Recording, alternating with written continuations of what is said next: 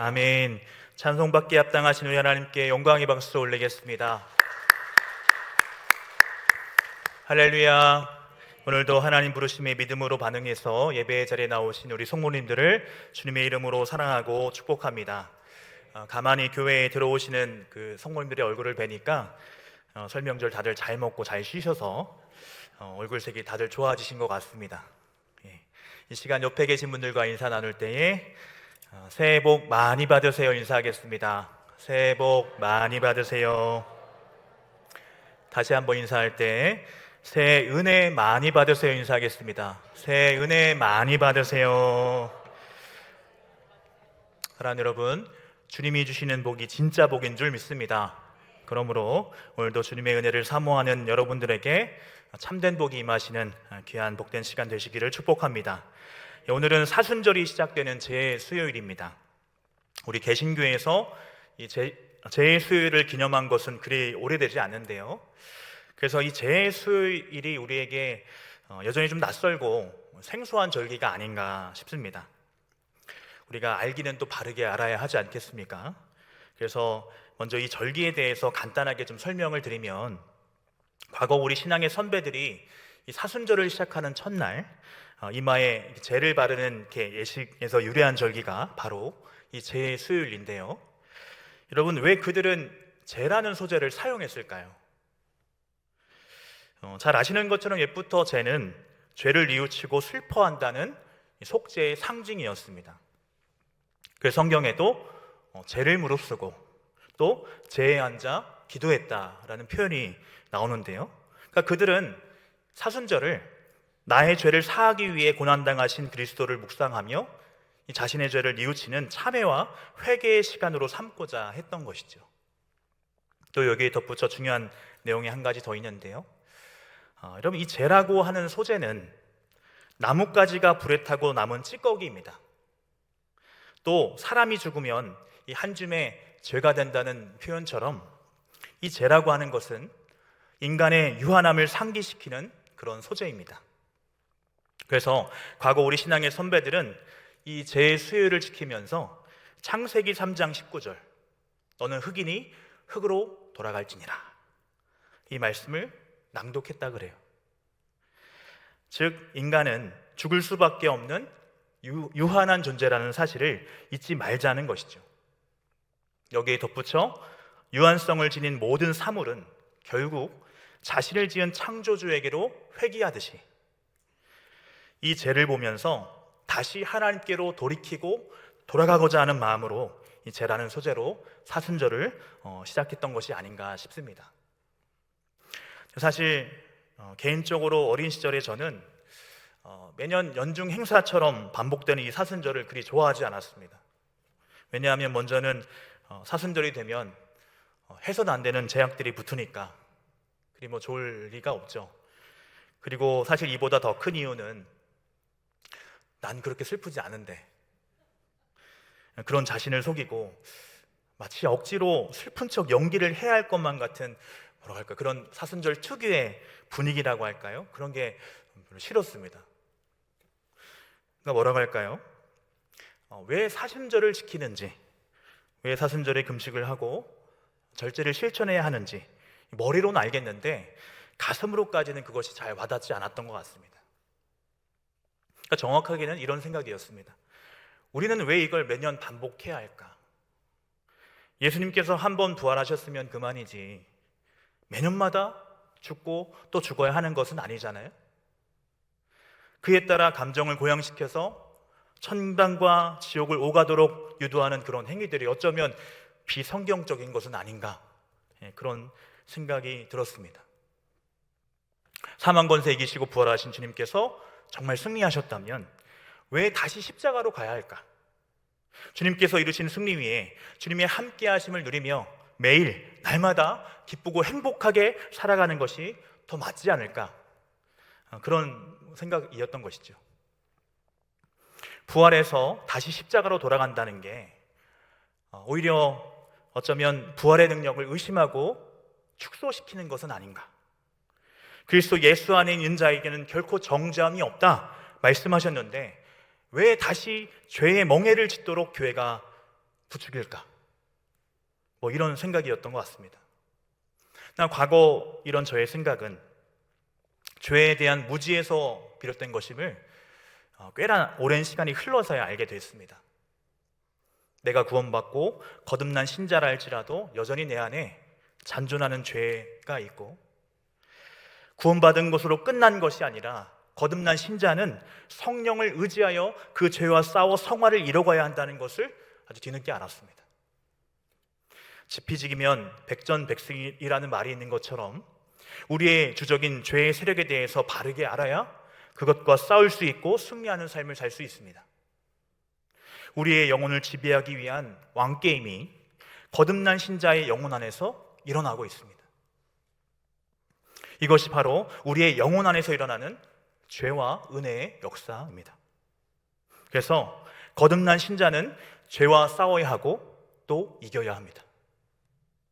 그렇지 않으면 구원받은 백성에게 하나님께서 보장하신 은혜의 혜택들은 전혀 누리지 못한 채 불신자와 하등 다를 바 없는 그런 삶을 살게 되어 있다는 것이죠. 그러므로 먼저는 죄를 바르게 알아야 내가 받은 구원의 은혜가 얼마나 값진 것인지를 알 수 있고, 그 죄와도 싸울 수 있는 것이기에 죄에 대해서 바르게 아는 것은 너무나 중요합니다. 그렇다면 죄란 무엇일까요? 거듭난 신자 안에 여전히 잔존하고 있는 죄란 무엇을 말하는 것일까요? 죽이고 또 죽여도 여전히 내 안에 버젓이 살아있어 성령과 은혜의 역사를 거스르게 만드는 죄의 본성이란 무엇일까요? 죄의 본질이 대체 무엇이기에 그렇게 내 안에 잔존하는 죄와 싸워 이기는 것이 그토록 어려운 일일까요? 이 사실을 우리는 태초에 인류가 지은 죄가 무엇이었는지를 살펴봄으로써 이 죄의 본질이 무엇인지를 알 수 있습니다. 뱀이 하와를 유혹해서 선악과를 따먹게 된 오늘 본문의 말씀은 우리에게 아주 익숙한 말씀인데요, 누군가는 이 사건을 아주 작고 사소한 실수 정도로 생각할 수도 있을 것입니다. 왜냐하면 사람을 죽인 것도 아니고 결과만 놓고 볼 때 이들이 지은 죄라고 하는 것은 그저 열매 하나를 훔쳐먹은 거잖아요. 그래서 만약 오늘날 판사가 판결을 한다면 가벼운 형량의 절도죄에 그쳤을 것입니다. 성경은 이 사건을 아주 심각하게 여깁니다. 성경은 이들이 지은 이 작은 죄로 인해 죄가 세상에 들어왔고 그 결과 죽음이 왕노릇하게 되었다고 말씀합니다. 그러므로 우리가 여러분 죄에 대해서, 이 죄의 문제를 논할 때 중요하게 생각해야 하는 것은 죄의 결과가 아니라 그 동기입니다. 단지 표면적으로 드러난 결과가 아니라 내 내면의 동기를 깊숙이 들여다보면 아무리 작고 사소한 죄라 할지라도 결국 동기는 한 가지인 것을 우리는 알게 됩니다. 그렇다면 그것이 무엇이냐? 오늘 바로 이 부분에 대해서 말씀을 드리려고 하는데요, 오늘 본문을 통해서 죄의 본질이 무엇인지를 우리가 알기 원한다면 우리는 뱀이 하와를 유혹하는 이 대화에 주목을 해야 됩니다. 왜냐하면 이 뱀이 던지는 이 말 가운데 분명 하와의 마음을 요동치게 만든 그런 대목이 있기 때문이에요. 먼저 우리 1절 말씀 화면 모시고 같이 읽어보겠습니다. 시작. 그런데 뱀은 여호와 하나님이 지으신 들짐승 중에 가장 간교하니라. 뱀이 여자에게 물어 이르되 하나님이 참으로 너희에게 동산 모든 나무의 열매를 먹지 말라 하시더냐. 아멘. 여러분, 뱀은 과연 이 사실을 진정 몰라서 하와에게 이렇게 물었던 것일까요? 그렇지 않죠.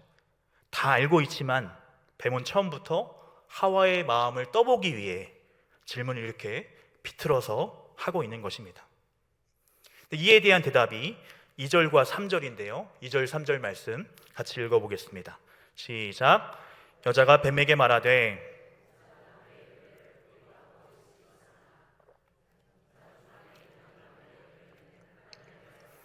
너희는 먹지도 말고 만지지도 말라. 너희가 죽을까 하노라 하셨느니라. 아멘. 여러분, 여기 이 하와의 대답에서 우리가 알 수 있는 것은 무엇인가요? 하나님께서 아담과 하와에게 명령하신 말씀은 무엇이었습니까? 우리 창세기 2장 16절 17절도 함께 읽어보겠습니다. 16절 17절 시작. 여호와 하나님이 그 사람에게 명하여 이르시되 동산 각종 나무의 열매는 내게 임의로 먹되 선악을 알게 하는 나무의 열매는 먹지 말라. 내가 먹는 날에는 반드시 죽으리라 하시니라. 아멘. 어떻습니까? 하와의 대답과는 좀 다르죠. 동산 나무의 열매를 우리가 먹을 수 있으나가 아니라 임의로 먹으라. 그렇죠? 그리고 하나님의 말씀에 너희는 먹지도 말고 만지지도 말라 라고 하신 게 아니라 먹지 말라 하신 거예요. 하나님은 먹지 말라 하셨지 만지지도 말라고 하시진 않았습니다. 한 가지 더, 이를 먹는 날엔 너희가 죽을까 하노라가 아니죠. 내가 먹는 날에는 반드시 죽으리라 이렇게 말씀하셨습니다. 여러분, 이 하와의 대답에서 우리가 알 수 있는 게 무엇입니까? 뭔가 하와에게 불만이 있어 보이죠.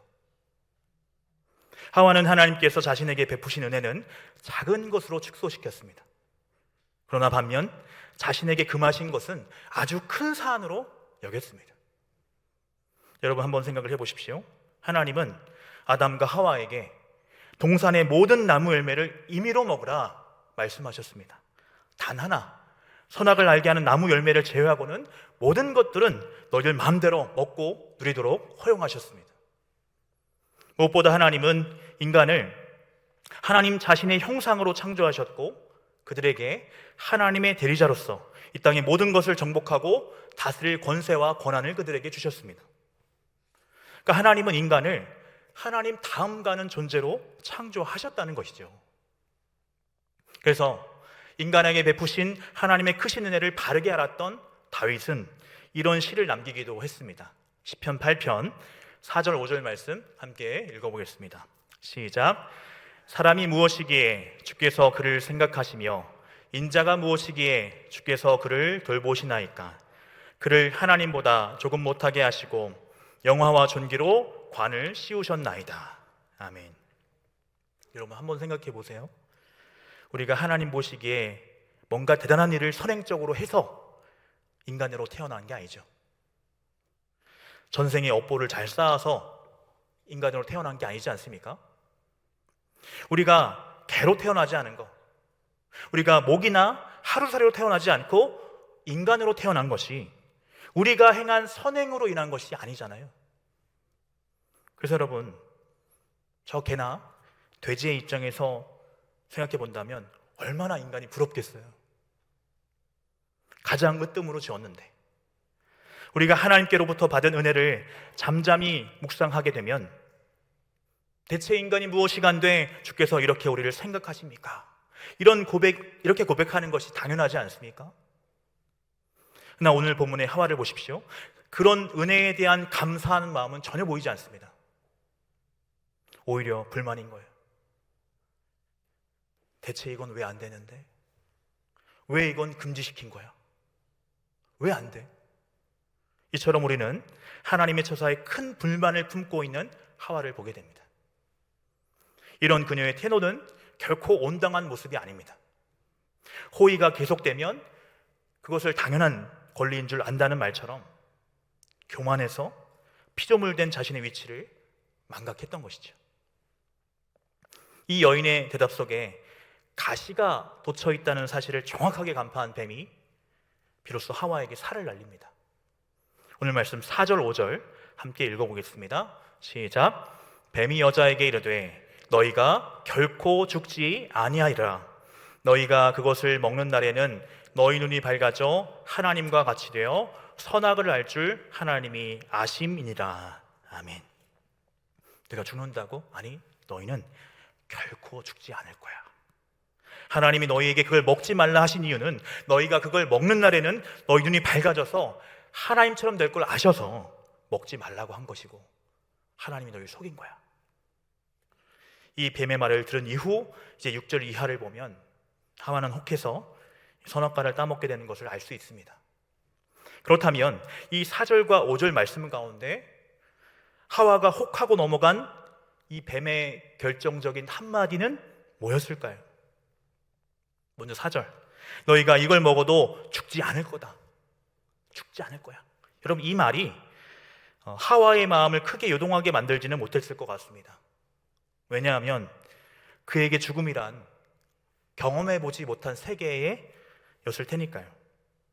아직 죽음을 경험해보지 못한 사람이 먹어도 죽지 않을 거야 라는 말이 그녀에게 그리 크게 와닿지 않을 것 같습니다.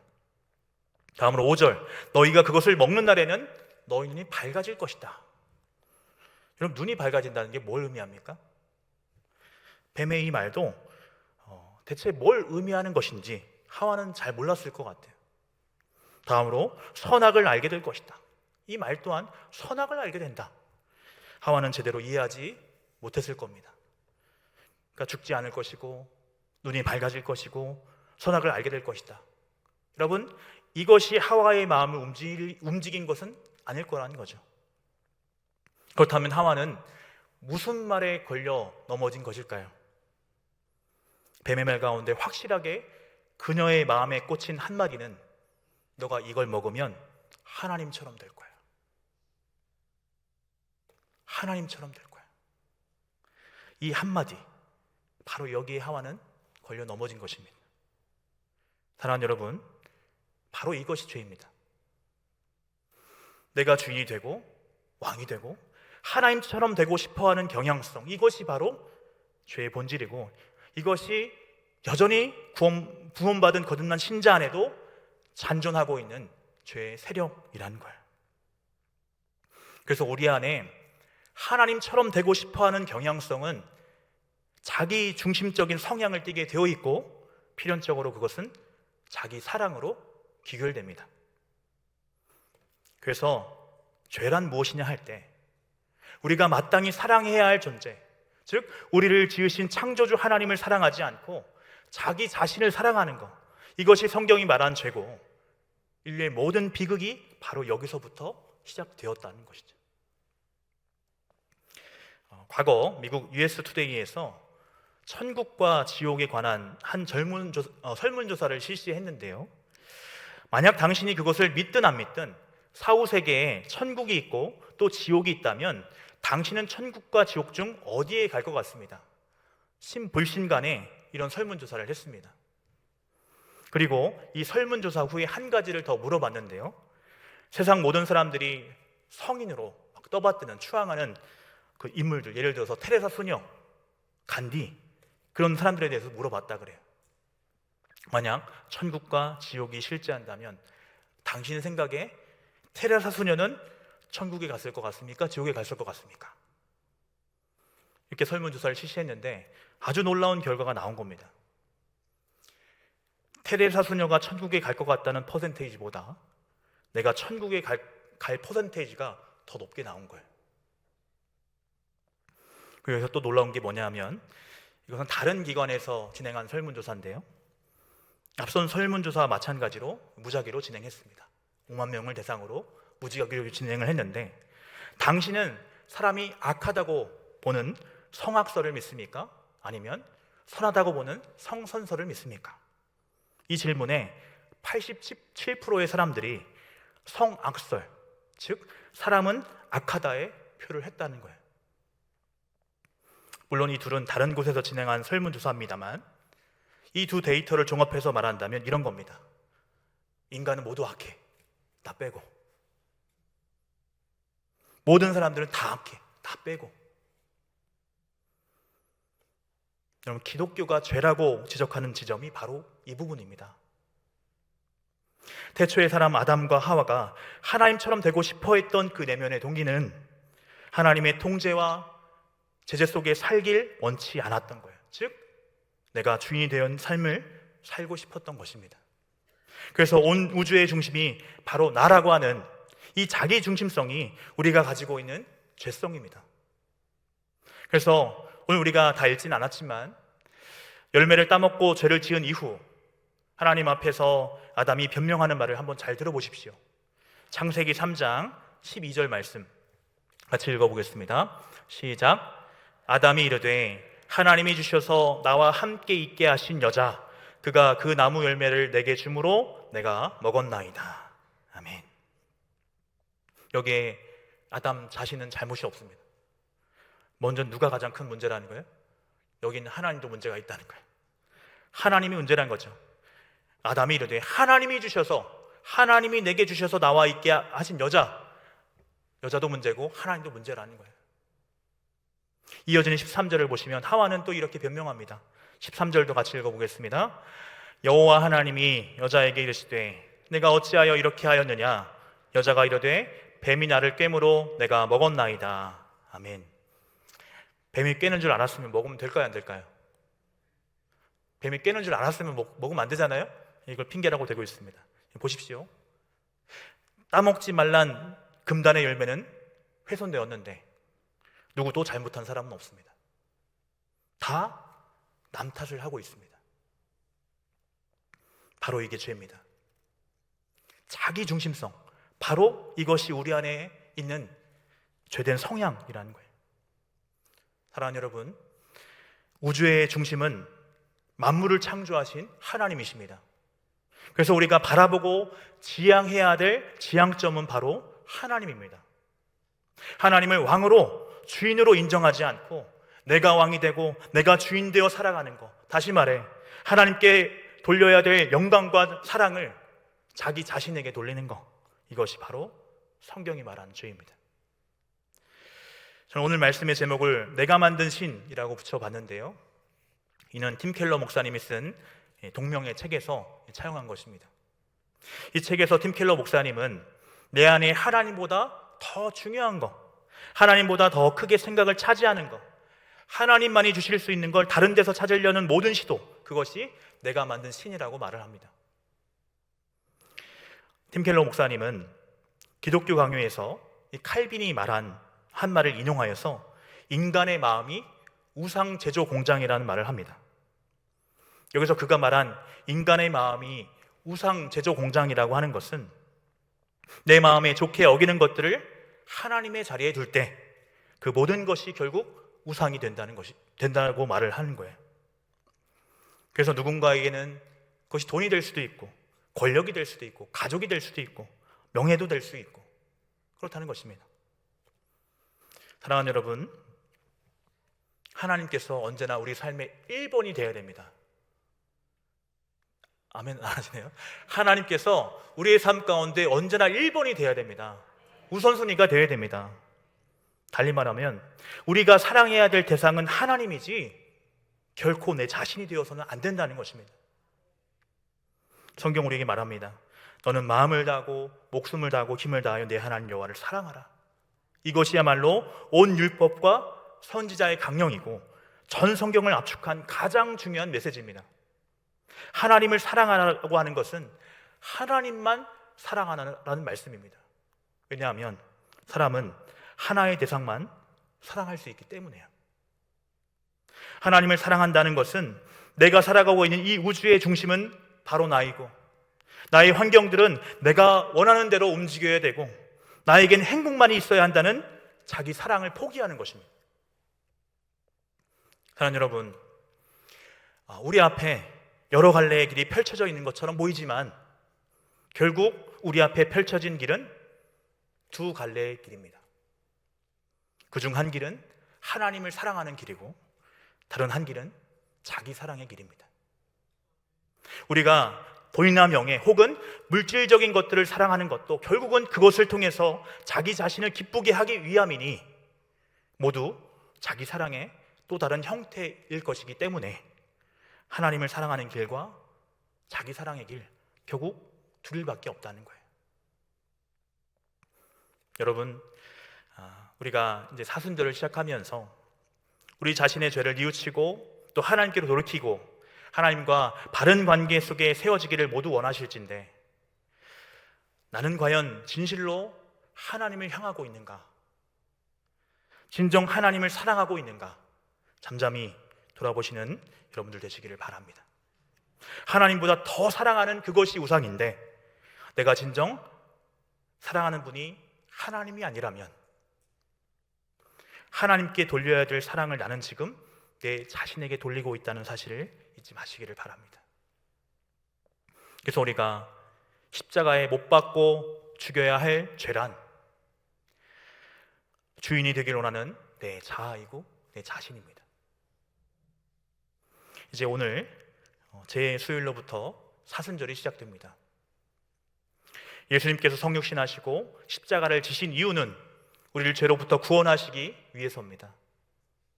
죄라고 하는 것이 하나님을 거부하고 내가 내 인생의 주인 되어 살아가기 원하는 삶에 있는 것일진데, 주님께서 우리를 죄로부터 구원코자 하셨던 것은 내가 주인 되어 살아가는 인생의 결국 사망이고 파멸이기 때문인 거예요. 하나님 안에서 주님과 함께하는 인생이 가장 복된 인생인 줄 믿으실 수 있기를 바랍니다.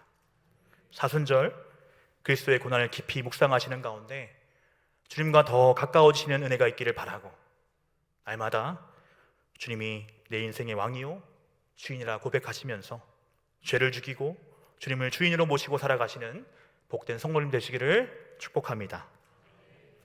이 시간에는 우리 제 수요일을 맞아서 주신 말씀 의지하여서 또 하나님 앞에 우리의 죄를 고백하며 잠시 잠잠히 기도한 시간을 갖기를 원합니다. 우리가 구원받고 거듭난 신자일지라도 여전히 우리 안에 잔존하는 죄가 있다고 말씀드렸습니다. 이 죄란 하나님을 대항하고 거스르고자 하는 성향을 말하는데, 결국 죄의 본질이란 내 자신이 왕이 되고 주인 되길 원하는 자기 사랑이 있습니다. 자기를 부인하고 나를 따르라 말씀하신 우리 주님의 말씀처럼 우린 날마다 내 자아를 십자가에 못 박아야 합니다. 주님이 우리를 통치하시고 다스리실 수 있도록 주인된 권리를 주님께 양도하고 말씀에 순종하는 삶을 살아야 합니다. 근본 사순절을 통해 여전히 살아있는 내 자신을 십자가에 못 박고 주님께 순복하는 인생 살게 하옵소서. 나의 죄된 본성을 더 많이 발견하는 사순절이 되게 하시오. 구원이 내 힘으로 불가능한 것임을 바르게 깨닫는 은혜를 주시고 성령의 능력으로 날마다 우리의 심령이 새로워지는 은혜를 베풀어 주옵소서. 이 시간 잠잠히 우리 자신을 돌아보며 내가 주인 되어 살았던 삶을 회개하며 하나님, 저 이렇게 살기 원합니다 결단하면서 우리 함께 잠잠히 기도하며 나가도록 하겠습니다. 기도하겠습니다.